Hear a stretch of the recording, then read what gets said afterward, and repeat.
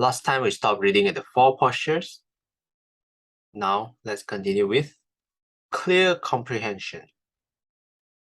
Again, monks is one who acts with clear comprehension when going forward and returning, who acts with clear comprehension when looking ahead and looking away, who acts with clear comprehension when bending and stretching his limbs, who acts with clear comprehension when wearing his robes and carrying his outer robe and bow, who acts with clear comprehension when eating, drinking, chewing, and tasting, who acts with clear comprehension when defecating and urinating, who acts with clear comprehension when walking, standing, sitting, falling asleep, waking up, talking, keeping silent. In this way, he dwells contemplating the body in the body, internally, externally, and both internally and externally. And he dwells independent, not clinging to anything in the world. That too is how a monk dwells contemplating the body in the body. So this is the section of clear comprehension in the contemplation of body in the body. Footnote number 34. Sampajanya, clear comprehension, is analyzed in the commentaries into 4 types. Clear comprehension of the purpose of one's action, clear comprehension of the suitability of one's means to the achievement of one's purpose, clear comprehension of the domain that is not abandoning the subject of meditation during one's daily routine, and clear comprehension of reality, the awareness that behind one's activities there is no abiding self. See Soma, The Way of Mindfulness, page 60, 100. Nyanaponika, The Heart of the Buddhist Meditation, page 46 to 55. And this is also covered a little bit more extensively in the previous book, The Noble Evil Path. And Sister Saiken, would you like to continue? Number 4, unattractiveness of the body. Again, monks. A monk reviews this same body up from the soles of the feet and down from the top of the hair, bounded by skin, as full of many kinds of impurities thus. On this body, there are head hairs, body hairs, nails, teeth, skin, flesh, sinews, bones, bone marrow, kidneys, heart, liver, diaphragm, spleen, lungs, intestines, dysentery, stomach, feces, bowel, phlegm, pus, blood, sweat, fat, tears, grease, spittle, snot, oil of the joints, and urine. Just as though there were a bag with an opening at both ends, full of many sorts of grains, such as hill rice, red rice, beans, peas, millet, and white rice. And a man with good sight, good eyes, were to open it and review it thus. This is hill rice, this is red rice, these are beans, these are peas, this is millet, this is white rice. So too, a monk reviews this same body as full of many kinds of impurities thus. In this body, there are head hairs and so on, up to and urine. In this way, he dwells contemplating the body in the body, internally, externally, and both internally and externally. And he dwells independent, not clinging to anything in the world. That too is how a monk dwells, contemplating the body in the body. Thanks, Sister Saikin. Unattractiveness of the body. Let me read footnote 35 to you. A detailed explanation of this practice, according to the commentarial method, is at Visuddhimagga. The mesentery is a fold of tissue that anchors the small intestine to the back of the abdominal wall.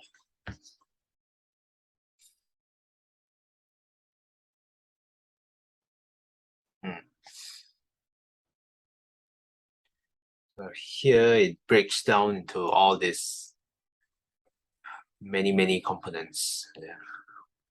Forgot the count. Is it 32 or 36? Yeah. Let's count. 1, 2, 3, 4, 5, 6, 7, 8, 9, 10, 11, 12, 13, 14, 15, 16, 17, 18, 19, 20, 21, 22, 23, 24, 25, 26, 27, 28, 29, 30, 31. 31 or 32, maybe a miscount.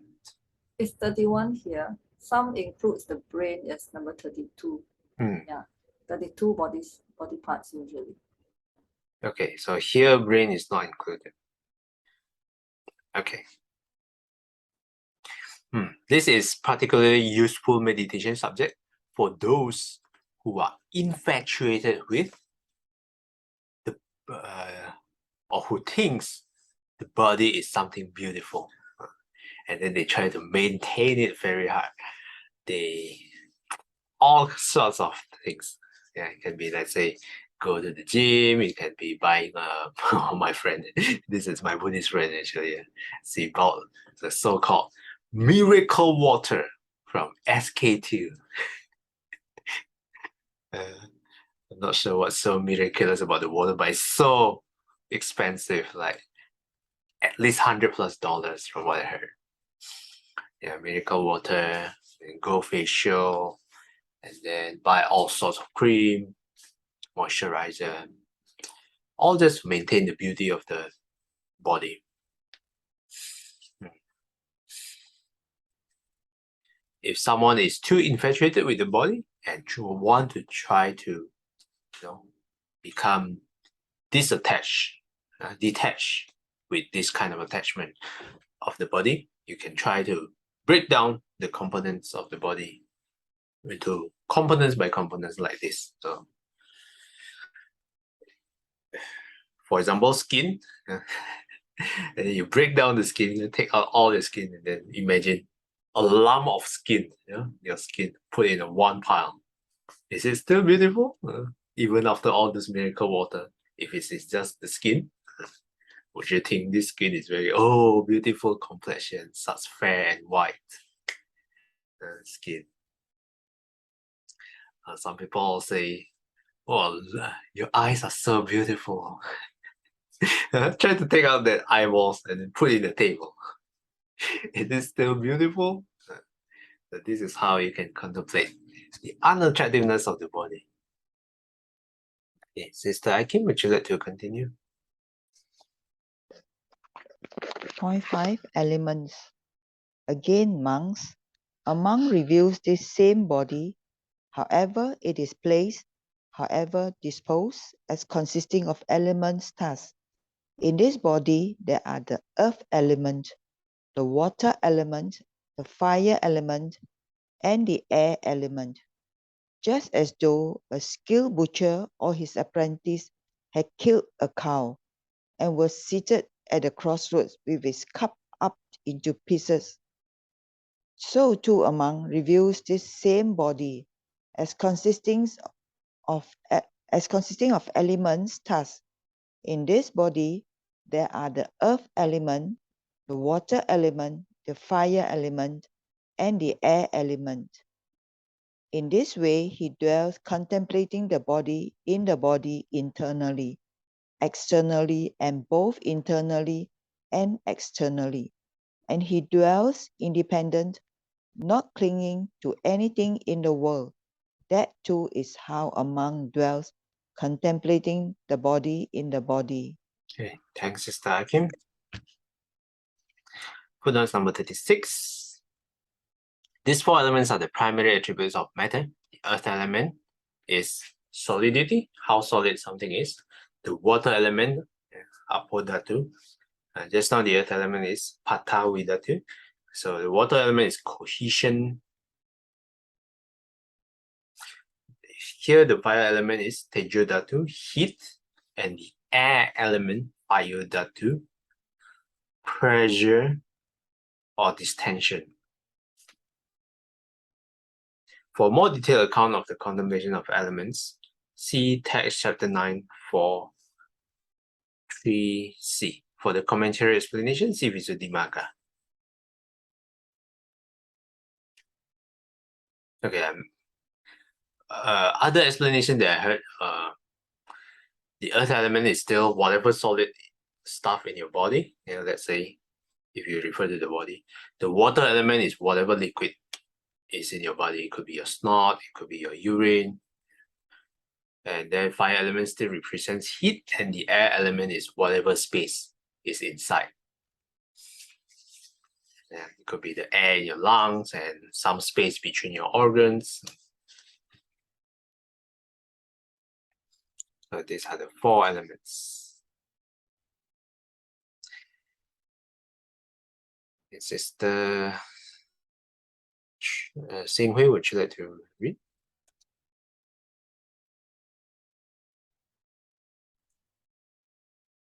6 to 14, the 9 Chanel ground contemplations. 14. Again, monks, as though he were to see a corpse thrown aside in the charnel ground, 1, 2, or 3 days dead, bloated, livid, and oozing matter. A monk compares this same body with it thus. This body too is of the same nature. It will be like that. It is not exempted from that fate. 15. In this way, he dwells contemplating the body in the body internally, externally, and both internally and externally. And he dwells independent, not clinging to anything in the world. That too is how a monk dwells contemplating the body in the body. Thanks, Sister Xinghui. Footnote number 37. The praise as though, saith Tapi, suggests that this meditation and those to follow need not be based upon actual observation of a decaying corpse, but can be performed imaginatively. This same body is, of course, the meditator's own body. So what Bhikkhu Bodhi says here, that we don't have to go to an actual charnel grounds or actual cemetery and look directly at corpse. But if it's possible for you to do that, perhaps it will be far more powerful. But this can always be done imaginatively. Imagine how the corpse look like. And if it's hard for you to imagine, maybe you can also do some image search, Google search of the image of the corpse. Perhaps it will be have more impact for your meditation. So what exactly is the point of this meditation subject? It's so that we can contemplate this. This body too is of the same nature. Right? It will be like the corpse. It is not exempt from that fate. But somehow human beings are very clever. Even when someone passes away, we do the process of embalming so that we don't actually get to see how a decaying corpse look like.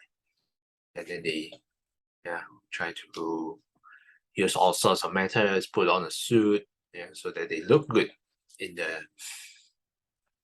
the coffin itself. In one way, this is also a way to pay respect to them, but in another way, on the other hand, this hides all the true nature of the body. There's pros and cons. Sister Billy, would you like to continue?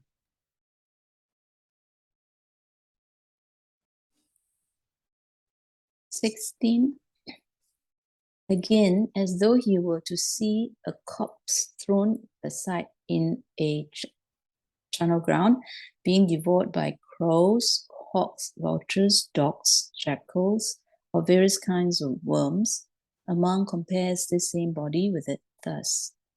This body too is of the same nature. It will be like that. It is not exempt from that fate.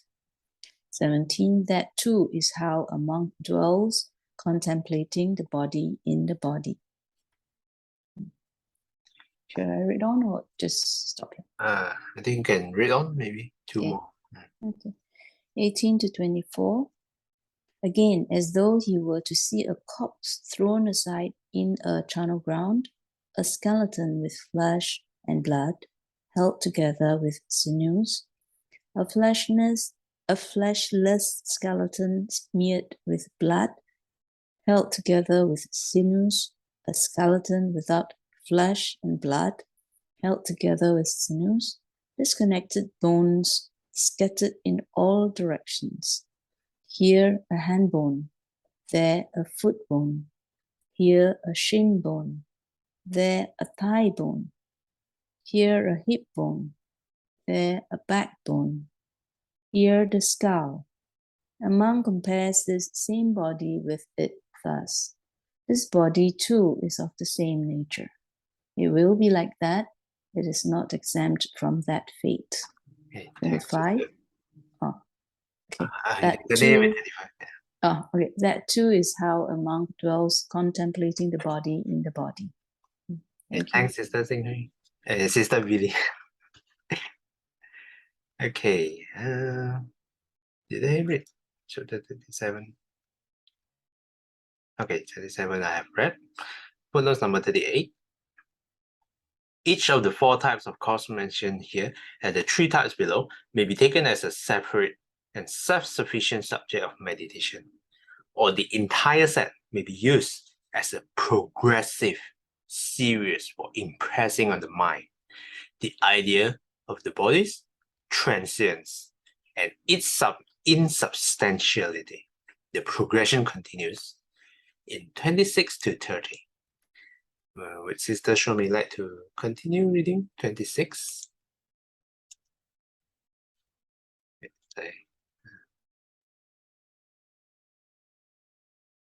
Okay. Sorry, I missed. This part. Again, as though he were to see a corpse thrown aside in a charnel ground, bones bleached white, the color of shells, bones heaped up, bones more than a year, and rotted and crumbled to dust. A monk compares this same body with it thus. This body too is of the same nature. It will be like that. It is not exempt from that fate. In this way, he dwells contemplating the body in the body internally, or he dwells contemplating the body in the body externally, or he dwells contemplating the body in the body both internally and externally, or else he dwells contemplating in the body its nature of arising, or he dwells contemplating in the body its nature of vanishing, or he dwells contemplating in the body its nature of both arising and vanishing. Or else mindfulness that there is a body is simply established in him to the extent necessary for bare knowledge and repeated mindfulness. And he dwells independent, not clinging to anything in the world. That too is how a monk dwells, contemplating the body in the body. Okay, thanks, Sister Shomi. So with that, we conclude the 9-channel ground contemplations, which progressively deals with the decaying of the body until all the way to let's see here, to the bones, until bones more than a year old rotted, crumbled to dust. And likewise, our body too will be of the same fate. So today we started from clear comprehension, and then we move on to the unattractiveness of the body, and then the elements, and the 4 elements, and then we read everything about the decaying of the body in the 9 Chanagram contemplations. Okay, let me mark the end so that I remember. Any questions or comments? Any of the meditation subjects you would like to do? I think for us, the easiest one to apply would be the clear comprehension, because we can be mindful in whatever we do, and there's also many exercises that Saiken has put on the group. Maybe we can try that too. Okay, any questions or comments? Maybe I can comment a bit on attachment to body, as part of living experience. I was just feeling a little amused with my brother Marcel's comments about how we spend dollars and dollars plastering on our face, skincare and all that. I think even as practitioners, sometimes when we read a text like this and we discuss, we need that mindfulness that we don't go into judging. So sometimes our discussion veers into an area of, how some people spend thousands of dollars on their face, laser lah, whatever. So we seem to be judging, and I say that because I sometimes think, it's so ridiculous, everyday selfie on the Facebook, on IG, outfit of the day, that kind of thing. I know that I have a judging mind. So I think we need, as practitioners, it will be good to also practice that. The other thing is, we also probably need to understand that a person's, an individual's attachment to such mundane things, materialistic things, and to the point where he or she eventually become detached, less attached, is actually a journey, right? So in my younger days, of course I'll plaster. If I will squeeze every dollar that I can afford to, say, buy the most expensive or the best eye cream, right? Because I'm in my 20s and 30s. I want to make sure that when I'm 60, I still look damn good. But the thing is that it is a journey. I slowly, as I learn and as I realize that actually, no matter how expensive the eye cream is, it's still dependent on the genes, whether I will have more creases and laughing lines on my face. So I for the longest time, okay, so I earn a decent amount of salary, and I love some jewelry. I love diamonds, right? So I will over time buy bigger and slightly bigger diamonds for myself. And one day I stopped at a 2 carat. So for the longest time, my biggest diamond is only a 2 carat. And then I say, my greed tells me, actually, if I trade in my 2 carat diamond, I can get a 3 carat. How nice to have a 3 carat on my finger. But I resist, okay? Then as time goes on, the skin on my hand becomes more wrinkled. All right, and of course you have the Dharma behind you and Dharma in front of you. Actually 2 carat or 3 carat, the skin is still wrinkled. And the prices of diamond went up. And then I realized that actually, if I go and put in that extra amount to trade in my diamond, I not only lose my 2 carat diamond, I may get an inferior quality 3-carat diamond. But you know what was the biggest deterrent now? If I put in this amount of premium to go and exchange the 3-carat diamond, I will not have that money for dana because I'm now retired, so I have less income. So I need to put aside money for dana. Sadhu. Very good. Oh, from diamond all the way to dana. Oh, didn't expect that. It sounds like a nice story to tell, D to D. Yeah, very good. Okay, and I agree with you actually. Yeah, this attachment is of course a journey. Yeah. But even myself, I also wash my face. So it's a journey for all of us. But I think one realization is that all these products, it does help. Yeah, we have to acknowledge that it does help to maintain our complexion, maintain our beauty. But there's also the rate of aging, which maybe we can slow it down, but there's no way we can surpass that rate and then reverse the aging and become young again. Yeah. I guess there's the two things that we have to recognize. Yes, it can slow down the rate, but we will never be able to reverse it. Okay, is this the second? Yeah, I've been through the younger days. We are all like that. But there is a balance that we have to know. So it is not like myself, you say you still wash your face. Everybody still wash our face. We still have to keep this body clean because we need to practice. So it's more like presentation and all that. So we can't say that, oh, I realize the nature of the body is going to age, is going to grow old and die, so I don't take care of myself and let myself be dirty and that kind of thing. So it's a balance. Even we know, but still we have to keep it so that we can practice. The aim is different. Yeah. The aim of keeping this body just clean is just for the purpose of practice. Just like when we know that, taking of food, what is the aim? It's not for, nice, tasty food, but rather just to maintain this body so that we can practice. Yeah.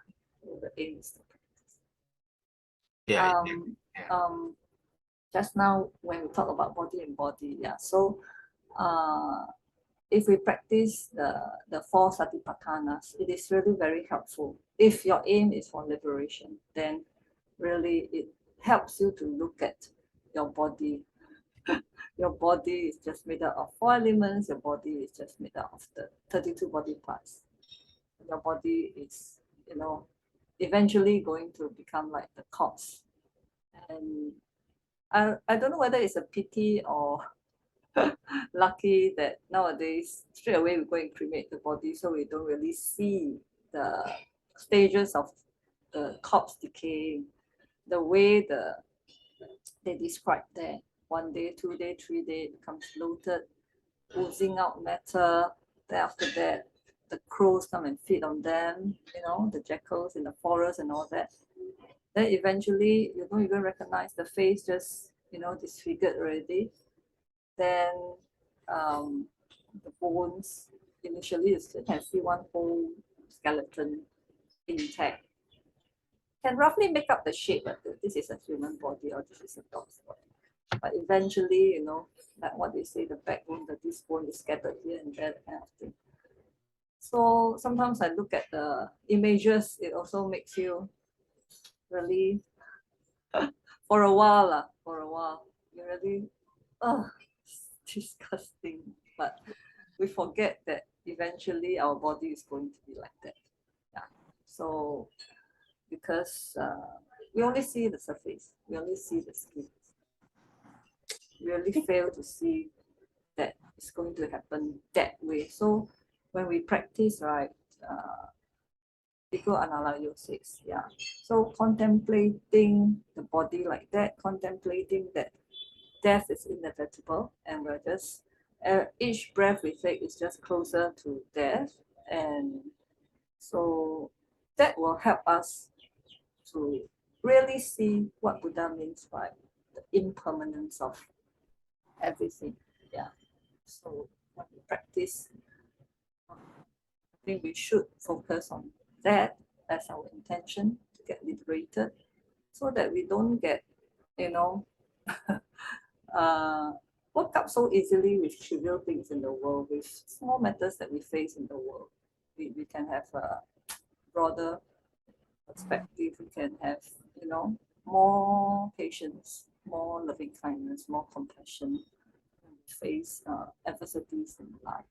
Yeah. That's my sharing today. Thank you.